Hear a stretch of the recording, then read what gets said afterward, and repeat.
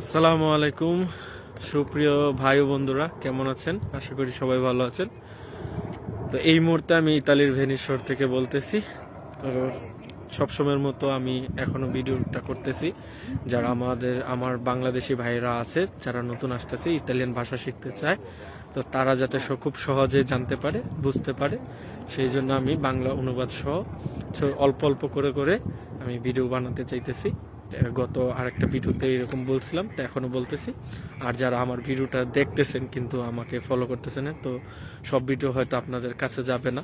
তো ফলো করলে হবে, হয়তো আপনি আমার প্রত্যেকটা ভিডিও আপডেট পেয়ে যাবেন। আর শেয়ার করলে হচ্ছে আপনার বন্ধু বান্ধব যারা আছে তারাও দেখতে পারবে। আপনার যারা ভাই বন্ধু ইতালিতে আছে তারাও একটু উপকৃত হবে। আশা করি সবাই আমার পেজটা ফলো করবেন আর শেয়ার করবেন ভিডিওগুলো। তো কথা না বাড়িয়ে আমি আপনাদেরকে বলতেছি যে আজকে আমি আপনাদেরকে 3টা শব্দ শিখাবো। প্রথমত হচ্ছে যে আমি, এটাকে ইতালিয়ান কি বলে, এবং তুমি, সে, এই 3টা শব্দ আপনাদের কাছকে শেখানোর চেষ্টা করব যে ইতালিয়ান ভাষায় এই 3টাকে কি বলা হয়। আপনাদেরকে এই 3টা শব্দ বলতেছি। আমি, এটাকে ইতালিয়ান ভাষায় বলে হচ্ছে ইয়ো। আবার বলি ইয়ো। ইয়ো মানে হচ্ছে আমি। এখন তুমি, তুমি সম্বোধন করে ইতালিয়ান ভাষায় হচ্ছে তু।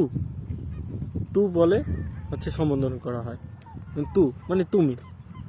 এখন আমি আর আপনি কথা বলতেছি, তার মাঝে হচ্ছে আরেকজন তৃতীয় ব্যক্তির কথা এখানে চলে আসছে। তো তৃতীয় ব্যক্তিটা যদি পুরুষ হয় একরকম ব্যবহার করে, আর যদি তৃতীয় ব্যক্তিটা হচ্ছে কোনো নারী হয় তাহলে হচ্ছে যে আরেকটা শব্দ ব্যবহার করে দেবে। যেমন আমি যদি কোনো পুরুষকে বুঝাই যে সে, তো পুরুষের ক্ষেত্রে হচ্ছে লুই শব্দটি ব্যবহার হয়। আর যদি যাকে আমি আবার বোঝাচ্ছি যে তৃতীয় ব্যক্তি, সে যদি কোনো নারী হয়ে থাকে তাহলে তার ক্ষেত্রে হবে লেই। ওকে, টাটা, আল্লাহ হাফেজ।